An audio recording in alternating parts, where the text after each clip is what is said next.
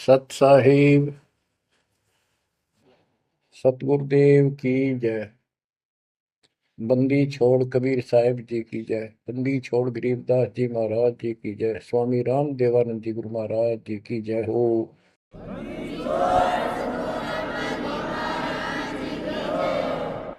सर्व संतों की जय, सर्व भक्तों की जय, धर्मी पुरुषों की जय। श्री काशी धाम की जय, श्री सुडानी धाम की जय, श्री क्रोथा धाम की जय, श्री बरवाड़ा धाम की जय। सत साहिब गरीब नमो नमो सत्य पुरुष को, नमस्कार गुरु की नहीं। सुर नर मुनिजन साधुआ, संतों सर्वस दीन। सतगुरु साहिब संत सब, दंडवतम प्रणाम। आगे पीछे मध्य हुए, किनको पूर्व।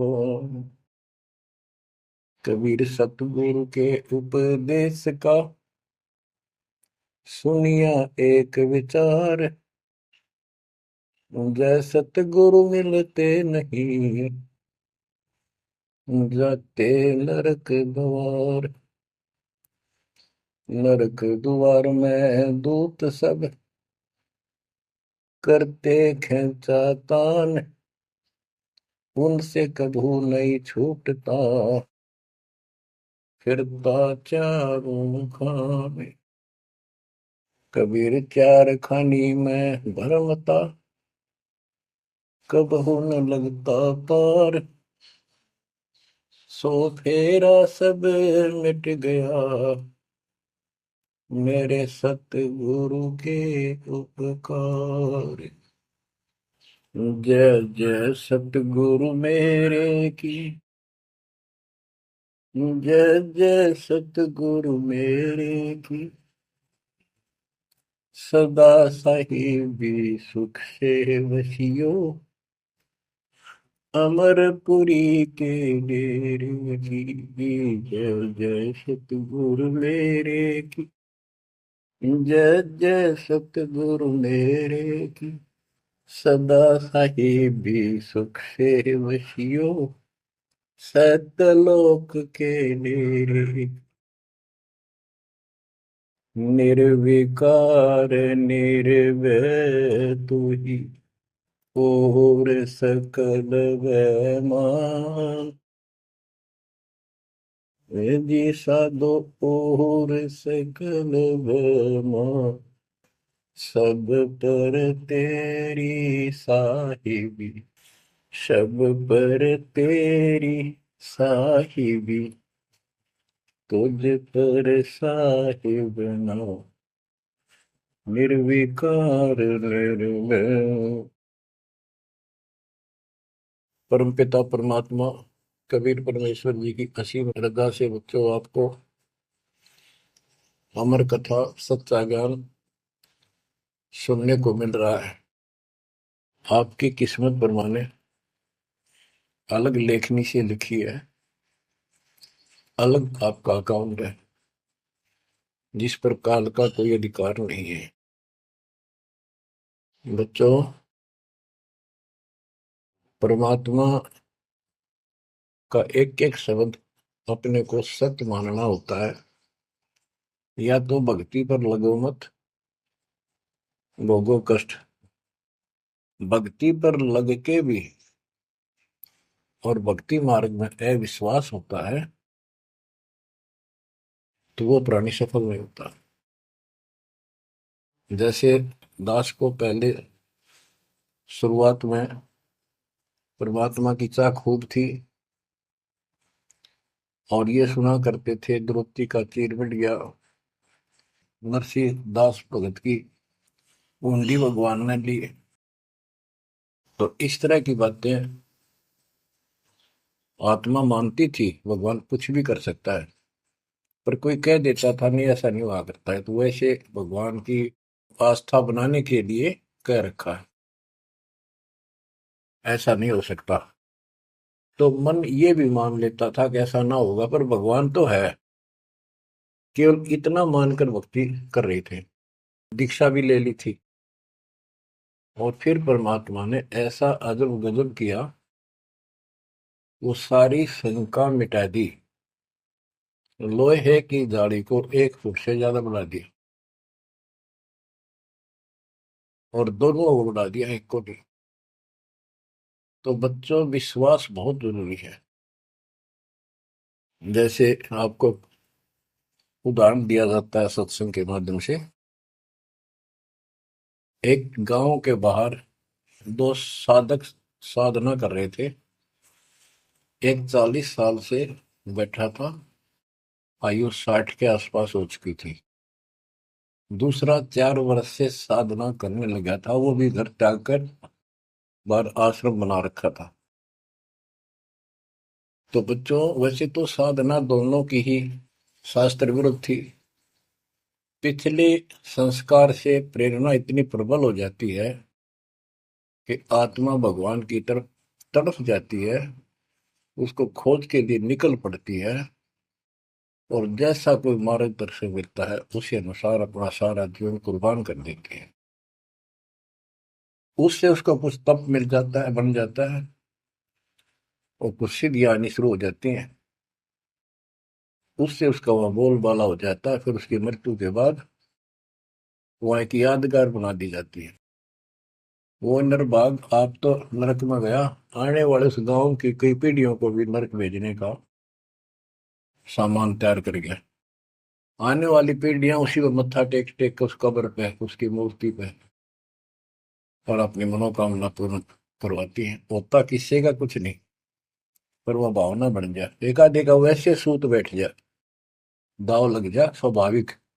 जो भक्ति ना करते उनका भी हो जाता है वो तो, वो उसका संसार होता, और वो नियमित उसका कर देते थे। हम भी ऐसे ही थे। अब बताना चाहता दास, फिर भी विश्वास बहुत काम करता है। भगवान उसके नंबर देता है अलग से, तो उसकी भक्ति में आस्था अगले जन्म में भी बनी रहती है इस तरह की क्रियाओं से। जो आस्तिक और नास्तिक दोनों क्रिया करता है, वो घर का रहता है ना घाट का। एक देवदूत आया करता था ऊपर से, विष्णु जी के लोक से, और वो आकर के उन दोनों भक्तों से काफी देर तक चर्चा परमात्मा की करता था। प्रश्न करते रहते थे, भगवान ठीक है, वहां की व्यवस्था कैसी है। तो वो दोनों, ये देवदूत दोनों भक्तों के पास घंटों बैठ कर जाया करता था। देवदूत से भगवान ने पूछा भी, विष्णु ने, कहा जाता है ये ऐसे ऐसे आपके भगत हैं, बहुत गजब के, कुर्बान हाथ के लिए दो उस गांव में, और मैं वहां बैठ रहता हूँ कुछ देर जाके, आपके ऊपर तो कुर्बान है। तो भगवान बोले, विष्णु जी बोले, "भैया, भगत तो एक है, एक तो वैसे टाइम पास करे।" देवदूत बोला, जी वो होगा जो 40 साल से आपके लिए कुर्बान अगर छोड़ के आया हो। तो भगवान बोले, ना, दूसरा जो 4 साल से बैठा है वो भगत है। तो उसको मुझ पर विश्वास है और बड़े पर को विश्वास नहीं है। ये बात उस देवदूत का गले नहीं उतरा, ये तो हो ही नहीं सकता। तो भगवान ने समझ लिया कि देवदूत ये विश्वास नहीं मेरी बात पे। तो विष्णु जी बोले, भाई एक काम करना देवदूत, आज तू लेट जाना समय से, दोस्त जिस समय जाता है, और फिर वो पूछेंगे कारण लेट होने का, उनको फिर ऐसे बताना कि आज भगवान ने समय दे रखा था कि दोपहर को सुई की नोक में से, जिसमें धागा डर, सुई के नक्के में के सुराख में हाथी निकाल लेगा भगवान, और कहना कि मैं उसको देखने के लिए रुक गया।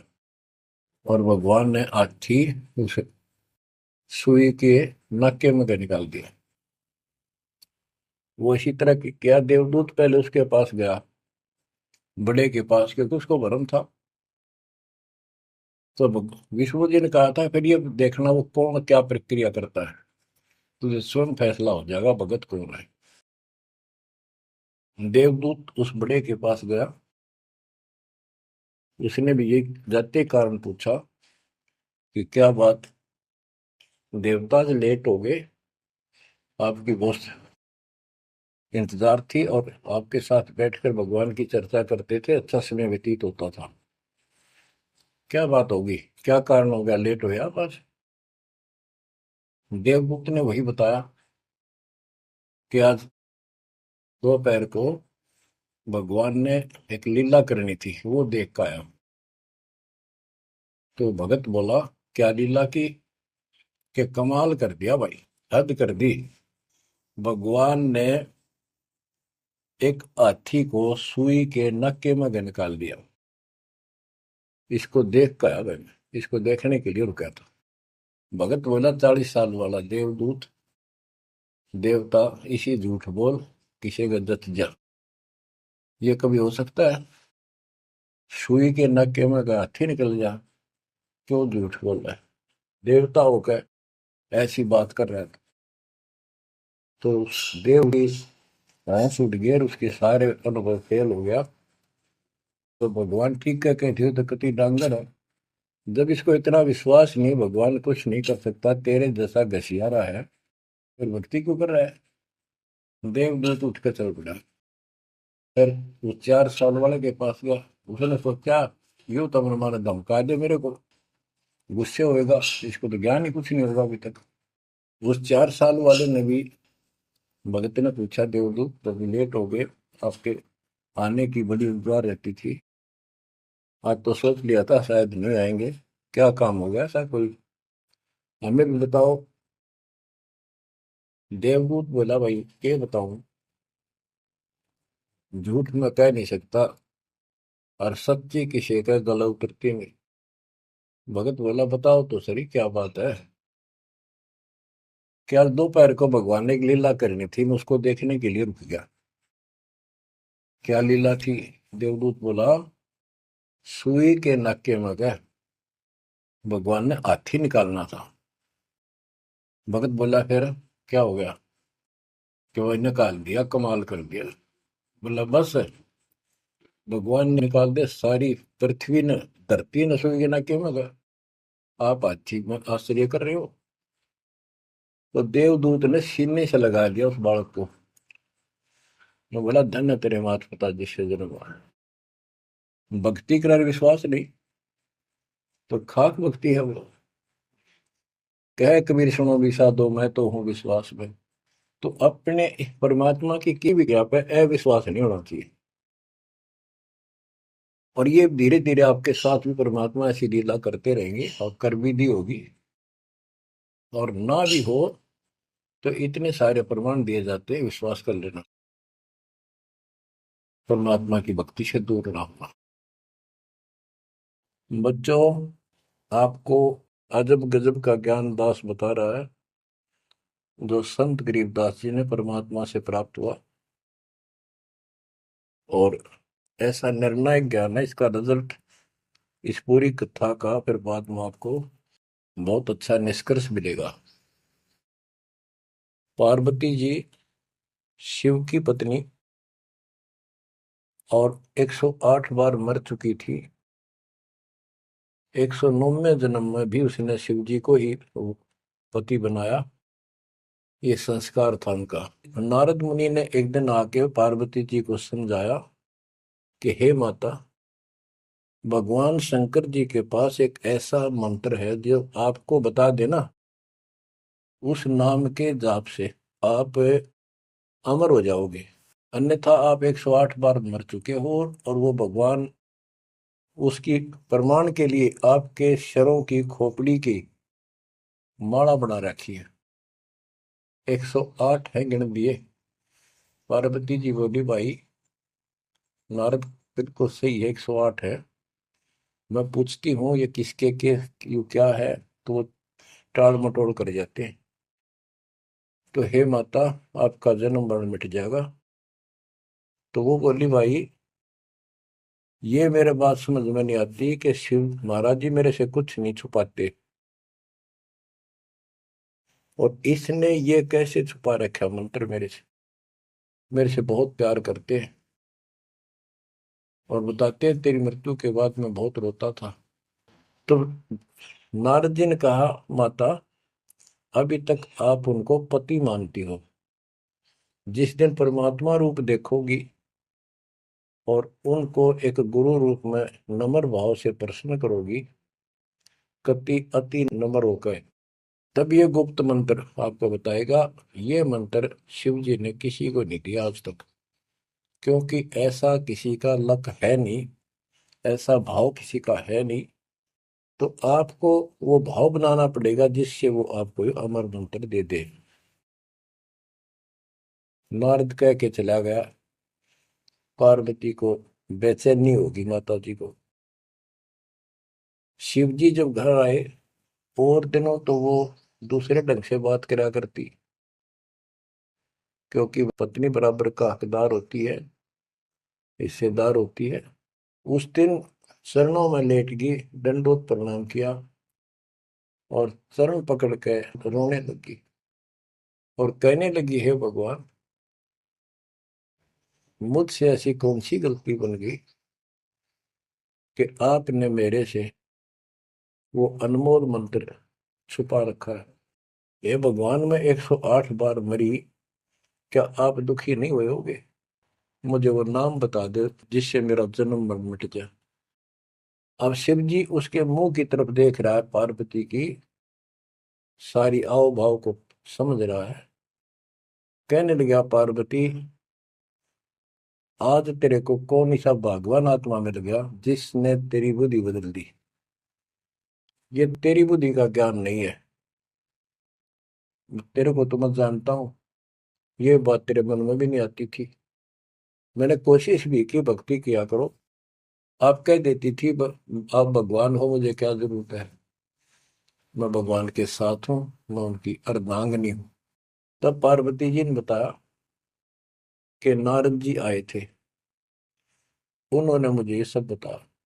तो भगवान शंकर बोले, पार्वती सुन ले, जितनी बार तू मेरी, मेरा पागल जैसा हाल हो जाया करता था। एक बार तो राजा दक्ष के यज्ञ में जलकर मरी, तेरे अस्थि पिंजर को उठाए मैं 10,000 वर्ष तक घूमता रहा था, तो आप कंधे पर रख के और पार्वती पार्वती करता हूँ।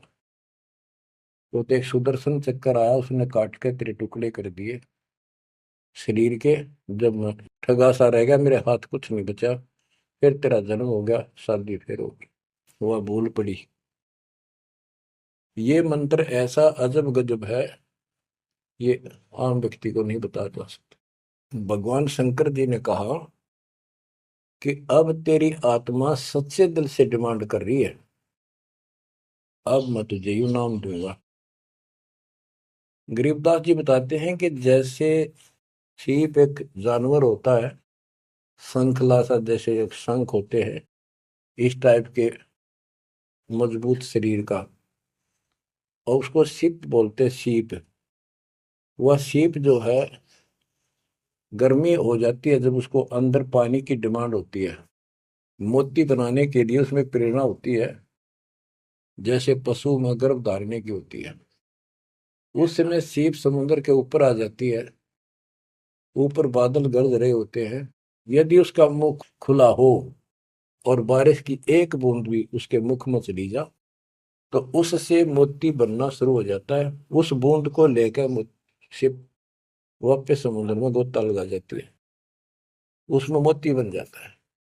और यदि सीप का वो मुंह बंद हो, तो सारा सामान बरस जाए उसके ऊपर, मोती नहीं बने। तो पार्वती को समझाया कि अब तेरी सीप का आत्मा का मुंह खुल चुका है, अब मैं यू नाम दूंगा, असर करेगा। और पहले तेरी सीप आत्मा का मुंह बंद था, इसलिए ये उन्मोद मंत्र ऐसे व्यर्थ नहीं कर सकता था। फिर कहा कि चलो, सुबह सुबह एकांत स्थान पर पहुंच गए। वहां एक सूखा वृक्ष था, पत्ते भी नहीं थे, उसके नीचे बैठ गए। और बच्चों वहां पर दोनों हाथों की ताली बजाई, तो आसपास के पक्षी उड़कर भाज गए, इतना शोर हुआ। और जो अंडे थे वो बच्चे बढ़ के उड़ गए। उसी वृक्ष की खोगड़ में एक खोखले स्थान पर तोते के अंडे थे। वो जो अंडे थे उस स्वस्थ अंडे तो बच्चे बढ़ के उड़ गए। अस्वस्थ था एक अंडा, कति खराब हो गया था, गंदा हो गया था, वो वहीं रह गया। भगवान शंकर को पता नहीं था कि इसमें कोई तोते के बच्चे भी हैं, अंडे भी हैं। उनको मालूम था कि अंडे भी होंगे तो बच्चे बनकर जा चुके होंगे। अब बच्चों, बहुत सी कहानी इस एक ही कथा से आपको समझ में आएगी। जैसे ये क्या करते हैं, भक्ति ना करके मृत्यु के प्राप्त हो जाते हैं, फिर क्या करते हो, अस्थियों को उठाते हैं, जड़ी हुई हड्डियों को, उनको उठाकर गंगा में बहा के आते हैं। उनका उद्देश्य तो ये होता है कि इसको इतने गहरे पानी में डाल दे कि जो व्यक्ति मर जाता है, स्त्री या पुरुष, जब वो प्रेत बन जाता है तो अपने घर आता है। घर में वो अपने बॉडी को खोजता है, फिर वो जाता है शमशान घाट पे। उसको एहसास होता है कि ये ताजा ताजा जो फूके गए हैं ये तेरी हड्डी है। उन हड्डियों को अपनी मान कर उनका चिपक जाता है भूत, और फिर कभी घर और कभी उन हड्डियों के पास वहां चक्कर काटता रहता है और परिवार वालों को तंग करता है।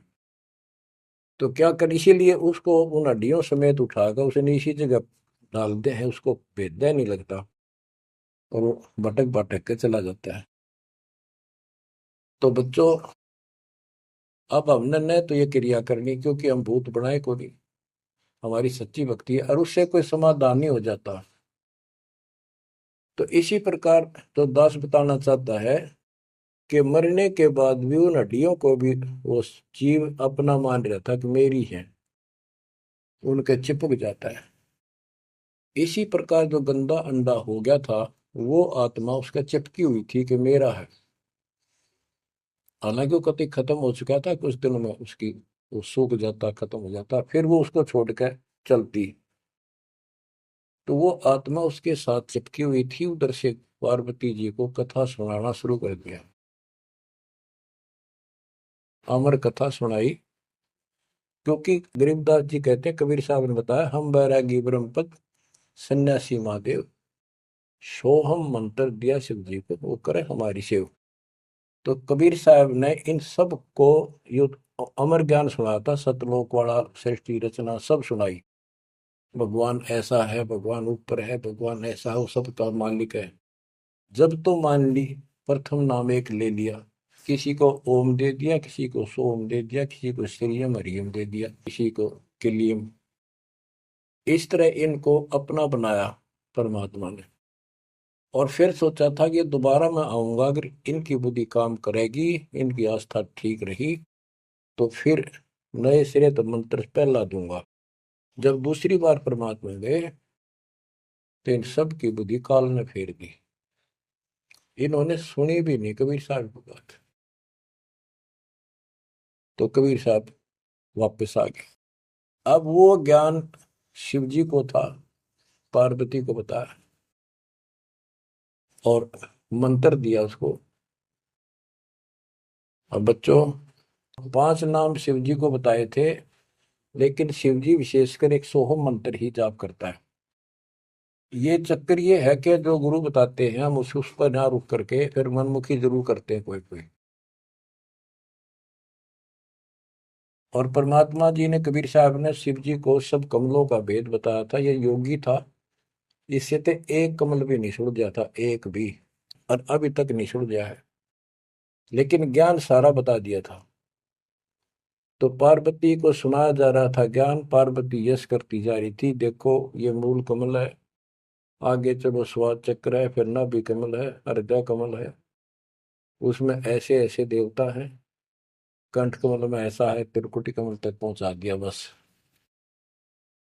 पार्वती जी ध्यान मग्न होगी, उसको नींद आ गई, बोलना बंद कर दिया। उधर से वो पक्षी इस कथा को सुनने से वो अंडा स्वस्थ हो गया तोते का, और ओंकार्य बुलंद आ गया।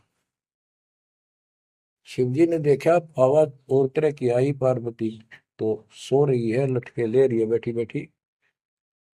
आवाज कहाँ से आई? उसने देखा एक पक्षी उस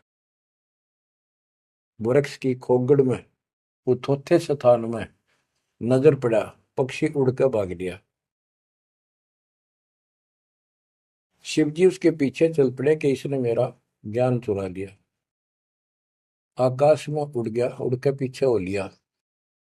ये तोते वाला जीव परमात्मा की अमर कथा सुनता है, उसमें भी शक्ति सिद्धि आ गई थी।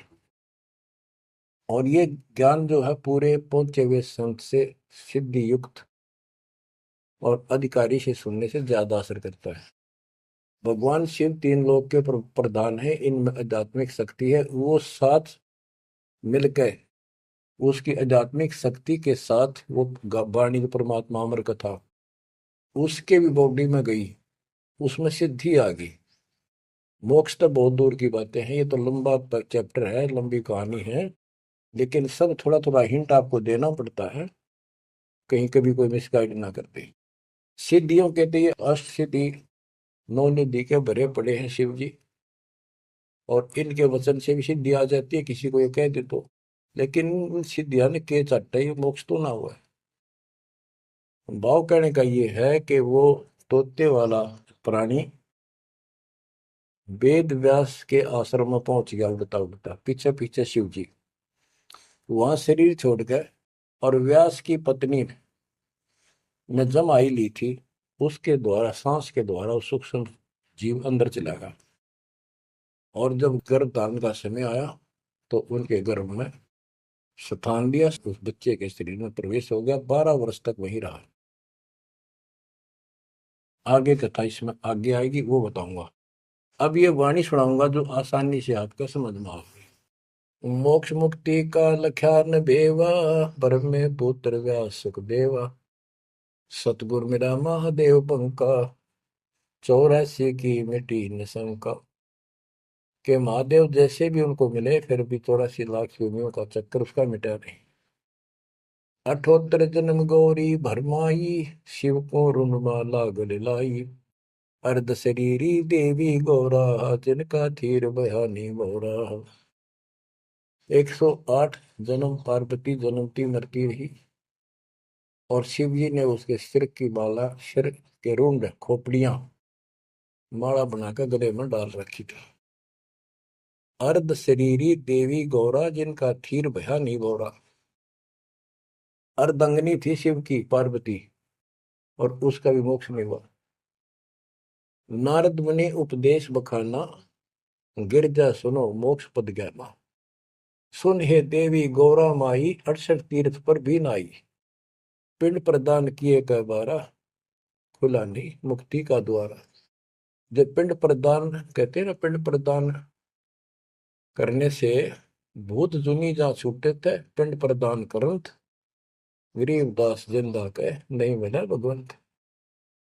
जैसे पार्वती भूत पड़ गई, पिंड प्रदान कर दिए, भूत जुनी छूट गई, और फिर पता नहीं किस दुनिया में चला जाता प्राणी। इसके संस्कार अच्छे थे, ये फिर मनुष्य जीवन, लड़की का जन्म हुआ, शिव जी के ब्याही गई।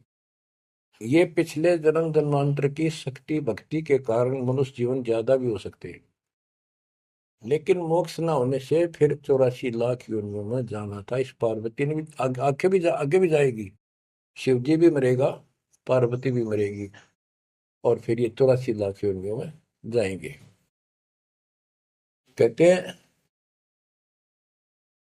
चंद सूरज की आयु लग, जो जीव का रह शरीर। सतगुर से बेटा नहीं, तो अंत कीर का कीर। अगर चांद सूरज की आयु तक भी जीव का शरीर रहे और पूरा सतगुरु मिला नहीं, तो अंत में कीड़े मकोड़े बनेगा। अब नारद जी बता रहे पार्वती जी को, सुन हे देवी गौरा बाई, 68 तीर्थ पर बिन आई। पिंड प्रदान किए के बारा, खुला नहीं मुक्ति का द्वार। सारे कर्म कांड कर लिए तेरे मृत्यु के बाद, तेरा फिर भी मोक्ष नहीं हुआ, फिर जन्म हुआ। रुंडमाला शिव के गले माही, सो देवी तुम जानो माही। ग्रीव रुंडमाला शिव के गले, गेजा के सब शीश। भक्ति दुराई देव को ना परसा जगदीश। तुमरा देवी रूप विशाला, शिव तो पैर रहे रुंगमाला, भौतक पर लहो हो जाई, लंबी उम्र शिव कलिमाई। दीर्घायु शिव है अनुरागी, तुम देवी गौरी दिल त्यागी। मूल मंत्र ने नाम सुनाया, ताते कल्प हुए तेरी काया। महादेव देवनपति देवा, जाकी करी ने गौरी सेवा, कर बंधन कर शीश नवाओ, तन मन अर्पो शीश चढ़ाओ। शिव है मोक्ष मुक्ति के दाता, तो से भेद कहूं गौरी माता। चरण गहो चिंतामणि केरा, ताते प्राण अभय हो तेरा। कमल रूप देवी दिल की न्या, नारद मुनि उपदेशी चीन्या। जब आए शिव मंदिर अवधूता, देवी चरण लिए शत्रुपा। अब कहते हैं नारद के कहने से पार्वती जी ने, गौरी देवी ने कतिक पाक साफ दिल कर लिया, कमल की तरह। कमल के ऊपर कोई मैल नहीं होता, ना कोई धूल टिकती है, ना जल टिकता है, ना कोई कीचड़ टिकता है। तो ऐसा साफ दिल किया। और जब शिवजी घर पर आए, उनके चरणों में चरण लिए शत्रुपा, सच्चे भाव से चरण लिए। चरण पकड़ रोवत है बाला, मोरे शीश की रूपमाला। मोसे भक्ति दुराई देवा, न जाने नी तुम्हारी सेवा। मोसे भक्ति दुराई स्वामी, हमसे भेद कहो निज दामी। मैं अबला हूं बाला बोली, पार निभाओ हमारी डोली। कति चरण पकड़ के कहने लगी, मैं तो भोली भोली सी लड़की हूं, और मेरा बेड़ा पार करो। बच्चों, ये सारी कहानी आपको मौखिक सुना दी। इन वाणियों में सारा इसी का निष्कर्ष है। अब क्या बताते हैं, गृह मूल मंत्र महबूब का ई सुनाओ मोही। पार्वती जी कहती है शिव जी को कि उस परमात्मा का समर्थ शक्ति का जो मूल मंत्र है वो मुझे बता दो। अब इन मूल मंत्र का पता नहीं, जिस भी नाम को ये गुप्त रखते हैं, जो विशेष नाम इनके पास है, उसी को मूल मंत्र मान रहे थे। गृह मूल मंत्र महबूब का ई सुनाओ मोही, युगन युगन के पातक कटे, छूटे तेंद्र द्रोही। पूर्व जन्म की कथा सुनाओ, मूल मंत्र हमें शिव गोराओ। भूल रही भवसागर हमी, मोक्ष मुक्ति के दाता तुम ही। शिव बोले सुन देवी बाता, को उपदेशी मिला विदाता। ये तो ना ही ज्ञान तुम्हारा, हम सो भेद कहो परवार। कि आज जैसे तू बोल रही है कि तेरी बुद्धि की बात नहीं, तुझे कौन ऐसा भगवान आत्मा मिल गया जिसने तेरा मन फेर किया। गिरजा कह सुनो शिव स्वामी, तारण तर आदि घरनामी। नारद मुनि उपदेश समोदम, दीना ज्ञान ध्यान परमोदम। शिव समर्थ बोले हैं जब ही, गौरी ज्ञान सुनाया तब ही। कोटि कल्प प्रलय युग बीती, ज्ञान ध्यान सब ही परचिति। तुमरा मन नारद मुनि फेरा, सुनो ज्ञान तुम गौरी मेरा। बनखंड चलो गौरी दीवानी, पंछी सुने न हमारी बानी। ऐसे स्थान पर चलो पक्षी भी कोई हमारी बात ना सुन सके। जब शिव कर से लाई तारी, उड़ गए पंछी नर और नारी। जहां एक सूखा तरवर ताक्या, वहां पर एक सूखा वृक्ष देखा। शिव को आसन कहाँ वहां रखा, उसके नीचे अपना आसन लगा दिया, पार्वती को साथ बैठा दिया। जहां एक गंदा अंडा तिस्माही, तिस जाने तय समर्थ साई। योग असंख्य है, कल्प बरमाया, पूर्व जन्म कोई पिछला आया। अब तुम सुनो गौरी मेरा ज्ञाना, आसन मुख कर कोटिसाना। आसन पदम लगाओ गौरा, मेर दंड सुधा कर भोगा। गिरिप आसन पदम लगाए कर, भंवर चुड़ाओ सुन। अनहद नादू बाजही, जहां लगाओ तुम। और क्या बताते हैं कि उस वृक्ष की खोगड़ में गंदा अंडा पड़ा था, और उस गंदे अंडे वाले जीव के असंख्य जन्म 84 लाख योनियों में हो चुके थे। यहां से उसके भाग जागे, और तो पक्षी बन के उड़ गए, वो पक्षी बन नहीं पाया। और बाद में उड़ा जब उसने सारी कथा उसके ऊपर असर कर गई। जैसे बच्चों बहुत बार बताते हैं, दास आपको बताता है कि ये अमर कथा जो गरीबदास जी की वाणी है, यह शिव जी वाली अमर कथा से कई हजार लाख गुना ज्यादा शक्तिशाली है, ज्यादा प्रभावी है। अब ये कथा सुनाने का मुझे कोई उद्देश्य नहीं, इसमें से ऐसा निष्कर्ष निकाल लूंगा आप हैरान रह जाओगे। जैसे एक सर्प कांटे का इलाज करता है, अब तो दवाइयां चल गई, पहले गार्डू होते थे, मंत्र बोलकर जहर तार देते थे। जिसको सर्प ने काट लिया वो अचेत हो जाता था, कति बेहोश जैसे मर गया हो, सांस सांस आते थे। और गार्डू क्या करता है, एक मंत्र 5-4 पंक्तियां होती हैं, उसको सिद्ध करता अपने जीवन में, 5 4 7 10 साल लगा के वो वाणी सिद्ध हो जाती है। फिर तो उसको बोलता रहता उसके ऊपर साथ बैठ के उस सर्प जैसे व्यक्ति पर। उस समय वो सर्प जैसा व्यक्ति अचेत होता है, ना वाणी सुन रहा है ना उसको समझ रहा है इसका अर्थ क्या है। तो कुछ समय के बाद वो उस वाणी के प्रभाव से उस शरीर का विष खत्म हो जाता है और वो व्यक्ति जीवित हो जाता, सचेत हो जाता है। इसी प्रकार बच्चों, परमात्मा की अमर कथा जितना जिस जो सक्षम है उसके मुख से जिस सुनी जाती है, तो उस सत्र का उसको लाभ अवश्य मिलता है। तो ये गंदा अंडा था, इसके साथ जीव चिपका हुआ था। ये गंदा अंडा ना सुन सका था, ना बोल सके था, ना वो कह क्या रहा है शिव जी वो समझ सका था। और उस वाणी के बोलने से वो अंडा भी स्वस्थ हो गया, उसमें बच्चा भी बन गया, उसका पांख भी जाम आई और वो उड़कर भाग भी गया। इसी प्रकार जो आज मानव के ऊपर रहम हुआ है, गरीबदास महाराज जी की अमरवाणी इससे भी ज्यादा स्ट्रोंग है। और ये अब दास के बुक से चला करेंगी अखंड पाठों में, आसपास के पक्षियों पर भी असर करेगी।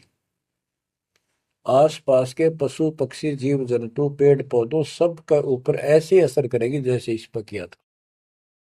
और ये सब धीरे धीरे यहाँ से शरीर छोड़ते जाएंगे और मनुष्य जीवन पाते जाएंगे। ये सीधे फिर आके मालिक के चरणों में आएंगे। बच्चों, भक्ति जरूर करेंगे, भक्ति करेंगे तो मालिक कहीं ना कहीं उनको मिलेगा। अब मैं सुखदेव ऋषि की बुक सुनाता हूँ, पार्वती का तौलिया। अब एक बात विचार करो कि जहां पार्वती जी को मंत्र मिला, अमर मंत्र मिला, वो नाम मिला भक्ति करने का, यानी वो शिष्या भई, तो वो स्थान पार्वती के लिए तो अमरनाथ हो सका है। ये जो वहां आजकल जावे हैं मत्था टेकन देखन दर्शन करन, उनके लिए अमरनाथ नहीं है वो। अब जैसे आपने जिस भी आश्रम नाम दान केंद्र पे या कहीं भी दास से दीक्षा ली है, आपका वो स्थान अमरनाथ है। लेकिन उस स्थान से कुछ नहीं लेना देना, मोक्ष नाम से होगा। तो बच्चों, उस स्थान से मोक्ष नहीं है, वो स्थान तो आपको जिंदगी भर याद रहेगा, मुझे वहां दीक्षा मिली थी, बस इतनी बात है। और ये अमर ज्ञान मुझे प्राप्त हुआ था। लेकिन मुक्ति नाम से होगी। और जो बोले आत्मा इतने ऊंचे पहाड़ों पर जाते हैं दर्शन करके आएंगे। अब विचार करो, जैसे दास ने बहुत बार समझाया आपको, ये तीर्थ क्या होते हैं, ये धाम क्या है। जैसे पार्वती को वहां नाम लिया, नाम लेकर अपने घर ना आएगी, अब भक्ति करिए, वहां क्या रखा है। अब जैसे तीर्थ हैं, वहां किसी ऋषि ने भगत ने कोई तालाब का सहारा तक है, क्योंकि पहले पानी नहाने धोने का पीने का तालाब ही होते थे, कुएं भी बहुत गहरे होते थे, एक आदमी नहीं खोद सकता। तो वहां बैठ कर अपनी भक्ति करता था, जैसे भी उसने डले डोए। क्योंकि सत साधना तो आपको ही मिली है, पूरे विश्व को चार चार युग के बाद मिलेगी। तो वो जैसे भी तप किया, कुछ किया उसने, जैसा भक्ति की, उस आधार से वो उस लोक में चला गया। और अब वहां कुछ नहीं। अब जैसे हम किसी का एक हमाम दस्ता ले आते थे और उसमें सामग्री कूटते हवन की और वापस देते थे मांझ धो के। हमाम दस्ता होता है लोहे का उखड़ सा, एक डेढ़ एक फुट का उसका मुसड़ सा होता है लोहे का ही, उससे वो कूटते हैं जैसे चटनी कुटे आ रहे कुंडी में। तो हमाम दस्ते में थोड़ी बहुत स्मेल थी और 5-4 दिन में वह भी खत्म होगी। जिसका मांग के लाए थे उसको दे आए, तो उन घर वालों ने महसूस हुआ कि इसमें कुछ स्मेल आवा है, तो कोई सामग्री कूट रखी है। और कुछ दिन के बाद वो स्मेल भी खत्म होगी और वो सामग्री सारी कति साफ करके अपने घर रख ली। अब उस स्मेल को सूंघ बार बार को हो कमाल हो गया, बड़ी स्मेल आई, फिर वह खत्म होगी, चलो स्मेल लेके आते हैं। उस स्मेल से कुछ नहीं होने का, उस सामग्री से गूगल खेओ, वह बनानी पड़ेगी। इसी प्रकार मोक्ष प्राप्ति के लिए यह साधना करनी पड़ेगी। तो वहां जाने से कोई लाभ नहीं जहां पर कभी कोई ऋषि ने कोई साधना की थी, वो तीर्थ बने हुए हैं। तो काल ने परमात्मा से कहा था, जो मालिक आए थे जोगजीत रूप में, अपने बच्चे ज्ञानी के रूप में, जोगजीत रूप में, सहजदास रूप में, कई रूप में आते रहते हैं। तब काल ने सारी वचनबद्ध करा के मालिक को और फिर अपनी वह दुष्टता दिखाई थी। यूं कहा था, जाओ ज्ञानी वैसे जाओ, जोग जीत संसारा, जीव न माने कहा तुम्हारा। जीव तुम्हारा कहा न माने, हमरी और वो बात बखाने, तीर्थ व्रत और झूठे जब तब मन लाऊं, देवी देव देवल पुजवाऊं, या वो जीव को बरमाऊं। द्वादश पंथ करूं मैं साजा, नाम तुम्हारा ले करूं आवाजा। द्वादश पंथ जो नाम जो ले, सो मेरे मुख में आन समोई, और अनेक पंथ चलाऊं, या विद जीवों को बरमाऊं। तो आज वो सारा काम इसने कर रखा है। अब आप किसी को समझा के देख लो, आपके सर हो जाते हैं। तुम हमारे देवताओं को ऐसे बताते हो, हमारी साधना को गलत बताते हो, तीर्थों में जाना ठीक नहीं, व्रत रखना ठीक नहीं। तो काल ने बोल रखा था कि हमारी ओर हो बात बखाने, हमारी ओर हमारा तरफ पक्ष लेकर के वाद विवाद किया करेंगे। अब बच्चों, जो दास बता रहा है कि जो अमर पाठ और अखंड पाठ या वैसे वाणी सत्संग जहां भी चल रहे हैं, चला करेंगे, चलते हैं, चल रहे चलेंगे, वहां आस पास के पक्षियों को भी इसका राहत मिलेगी। और जैसे सुखदेव ऋषि, सुखदेव व्यास जी की पत्नी के पेट में समा गया, गर्भ में। उसके बाद 12 वर्ष तक गर्भ में रहा। वहां उसको याद रहा कि पिछले जन्म तो असंख्य खो दिए, भक्ति नहीं बड़ी। अब के मानव शरीर प्राप्त हुआ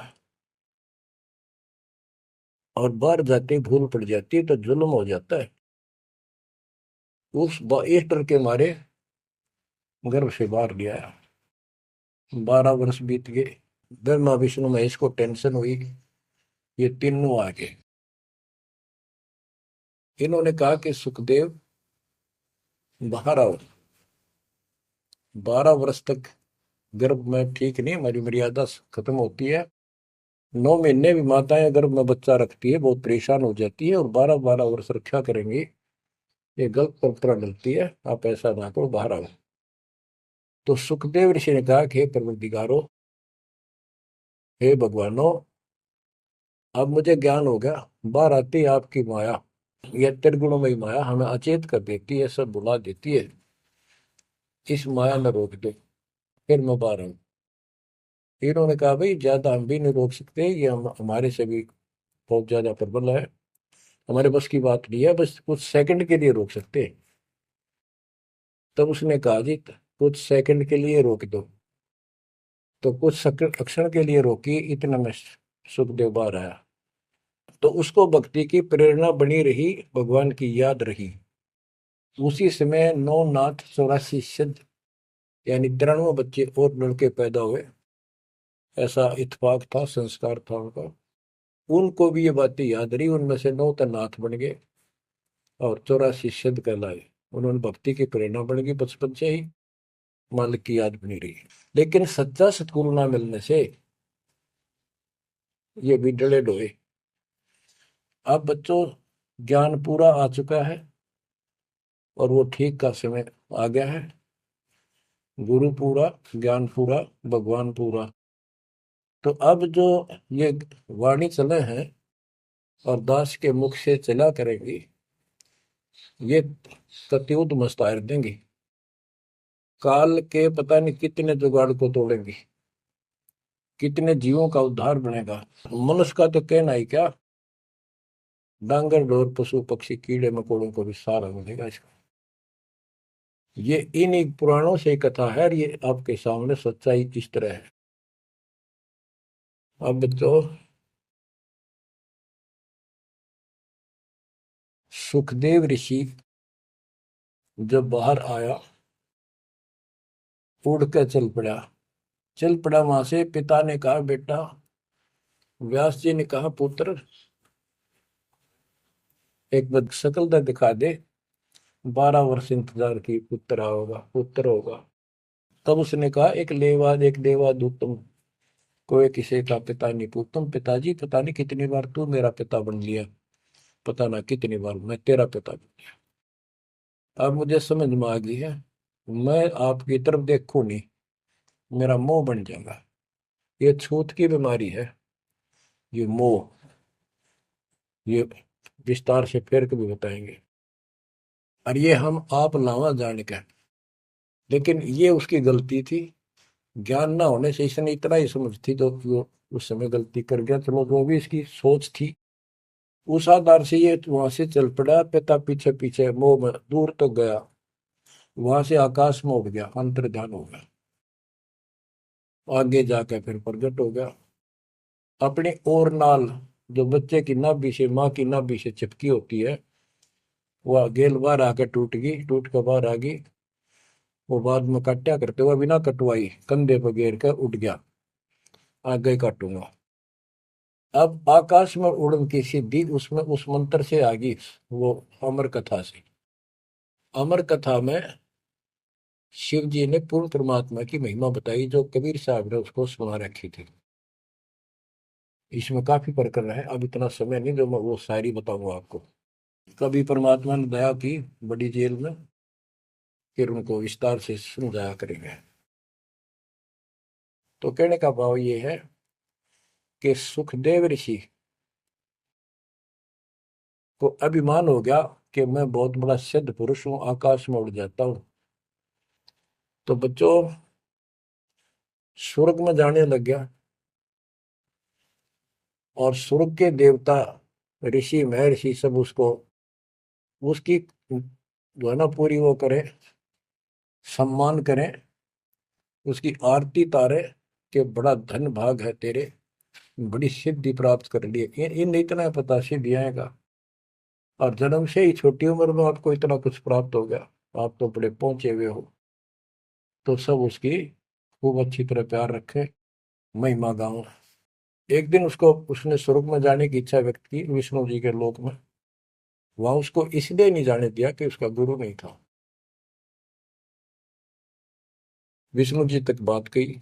विष्णु जी ने पूछा कि हे ऋषि जी, आपने गुरु नहीं बना रखा? अगर नहीं, गुरु की क्या आवश्यकता है महाराज, ये गुरु बना रहे वो नहीं आ पाए और मैं बिना गुरु के आ गया। विष्णु भगवान बोले ठीक है, वो अलग बात है, या वही रह सकता जो पहले गुरु बनाओ। फिर एक बीमारी और अहंकार के, मेरे बराबर पृथ्वी पर कोई गुरु नहीं, मैं बाल ब्रह्मचारी, वहां कोई ऐसा संत नहीं, मैं बनाऊं गुरु किसको? विष्णु जी ने कहा कि राजा जनक मेरे परम भक्त है, आप उनसे दीक्षा लो। यूं कह के विष्णु जी चले गए, उसको बाहर निकाल दिया पार्षदों ने।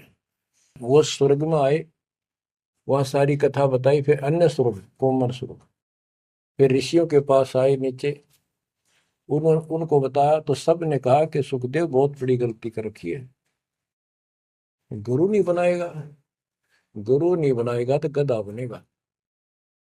तो पिछले जन्मों में उसको एकदम वो रील सी चल गई कि मैं कभी गधा बना था एक बार, और अंधा हो गया, स्वामी ने छोड़ दिया, कुमार ने, और मैं भटकता भटकता इन नाले में फंस गया। मेरा पुली बना ली लोगों ने, आन जान लगे, मैंने कहा नहीं, भटक के भूखा मर के, भूखा होकर तब मरा, प्राण निकले। उस भय से उसको चिंता बनी, फिर अपने पिता के पास वापस आता है। व्यास जी देख के बड़े खुश हुए कि बेटा आ गया, सारी बात पूछी, तो सारी अपनी समस्या बताई पिताजी के सामने। पिताजी ऐसे ऐसे बात है, भगवान ने कहा कि राजा जनक को गुरु बनाओ। तो व्यास जी, क्योंकि जितने भी महापुरुष है वो एक सुर में बोलते हैं, उनको इतना ज्ञान तो है, गुरु बिन बात नहीं बनती। उसने विशेष ज्ञान तो सुना नहीं था, वो बैटरी चार्ज होगी, उसने उड़ा उड़ा फिर था, उससे ज्ञान था ही नहीं इसको। तो व्यास जी बोले, रे बेटा, मैं तो खुश था, चलो बेटा ना मेरे पास आया, पर यूं चर्चा तो चल रही है, व्यास का बेटा इतना पहुंचा हुआ है, अपने गुरु नहीं बना रखे, मैं तो तुम्हें कमाल कर दिया। तो दो कोड़ी का जीव नहीं, कल नहीं ये तेरा प्राण छूट जाएंगे या बैटरी खत्म हो जाएगी और नरक में जाएगा बेटा, गुरु बिन बात पड़ती है। तो आखिर में हार कहने बोला, हे गुरुदेव, ए पिताजी, मैं कैसे गुरु बनाऊं राजा जनक को। राजा जनक गृहस्थी भाई, ओए होए, और कैसे शीश निभाऊं जाए। जनक विदेही राजा भाई, कैसे शीश निभाऊं जाई। ओहो। सुखदेव बोले, ज्ञान विवेक का हमने स्त्री का मुख नहीं देखे। तो उसके पिताजी बोले, जो भगवान ने कह दिया, अरे तू अब भी अगर मगरब कर रहा है, एक करने का जीव नहीं, तेने ज्ञान भी क्या आएगा, कहाँ जाएगा फिर तू, वहां तेरे को बढ़ने नहीं देंगे स्वर्ग के अंदर। जो मरता क्या नहीं करता, राजा जनक के द्वारे गया, वहां चरणों में मत्था टेका और अपने कल्याण का मार्ग पूछा। बच्चों, क्योंकि यहाँ समय बहुत कम मिलता है, इससे बहुत सी जानकारी होगी आपको, अजब गजब ज्ञान होगा। क्योंकि अभी तक दास ने आपको केवल प्रमाण दिखाए, सारे ग्रंथ सुन जाए और एक नंबर का ज्ञान आपके हृदय में जमा दिया कि जो दास कह रहा है वो सारी सच्ची है। अब दास कोड वर्डों में, संकेतों में भी ज्ञान समझाएगा, तो भी आपकी आत्मा गिल्ला कैच करेगी साथ के साथ। गरीब गोता मारू स्वर्ग में, जा बैठो पाताल, गरीब दास ढूंढता करो अपने हीरे मोती लाल। आप वो हीरे मोती लाल हो बच्चों, आप सामान्य आत्मा नहीं हो। जब परमात्मा आपको कैसे रंग रहा है, रंग में कैसे दूध अमृत पिला रहा है आपको घर बैठे, आपको नहीं पता इसका क्या प्रतिफल होगा। बच्चे को माता पिता दूध पिलाते हैं, बढ़िया भोजन खिलाते हैं, उनको पता है कि इसको कितना इसका लाभ मिलेगा। बच्चे को ज्ञान नहीं होता, वो धक्के तो पिलावे, खेलने लग रहा हो, माँ लाओगी बुला के, आजा भाई आजा बेटी, दूध पियावेगी। बस दूध पीता पीता भी इन्होंने सोचा, बच्चा अब छोड़ दे, जल्दी ही टांग ठोकूं, बाहर खेल का हूं। अब वह दूध पिया के फिर छोड़ देती, जा भाई खेल है तू। तो बच्चों, ये अमृत दूध है आपकी आत्मा के लिए। अपना काम करो, संसारी काम करो, फिर तो दिन का जो होमवर्क क्लास वर्क है वो भी करो, तो ज्ञान का जो असर है ये व्यर्थ नहीं जाएगा। आपकी आत्मा को इतनी ताकत दे देगा जिसमें भक्ति बिल्कुल सुदृढ़ हो जाएगी, सुरक्षित रहने लग जाएगी। क्योंकि मन में दोष नहीं रहेगा, कोई गलती करे बनेगी नहीं, तो सब कुछ सुरक्षित रहेगा। आपके मोक्ष के लिए परमात्मा ने कसर नहीं छोड़ रखी, जो भी संभव व्यवस्था है वो सारी कर दी है। बच्चों, तुम भी दया करियो, रहम करियो उस परम पिता पे, और इस दास की उम्र देखो, और दास कहाँ है 9 साल से ये देखो, और यहाँ से आपके लिए क्या कर दिया उस दाता ने। उस मालिक को देखो ध्यान से। आप बालक नहीं हो, आपकी आत्मा में समझ आ जानी चाहिए कि ये क्या हो रहा है। कुर्बान हो जाओ, संसार की भूल जाओ बातों को। जो ज्ञान हम देते हैं उसके ऊपर समर्पित हो जाओ। तन मन धन सब अर्पिए, भक्ति मुक्ति के काज, जिनके उनमें बंदगी के इंद्र का राज। बच्चों, इंद्रिय कर्म न लग लगार, जो भजन करे नर तुंदरे, गरीब दास जग कीर्ति होगी, जब लग सूरज चंद्रे, जब लग सूरज चंद्रे। बच्चों, आने वाली पीढ़ियां आपको भी याद करा करेंगी जब तक चांद सूरज रहेंगे। आपका नाम रहेगा कि हमारे कौन माता पिता, कौन दादा परदादा दादी इसे अमृत ज्ञान को हमारे कुल में लाए थे।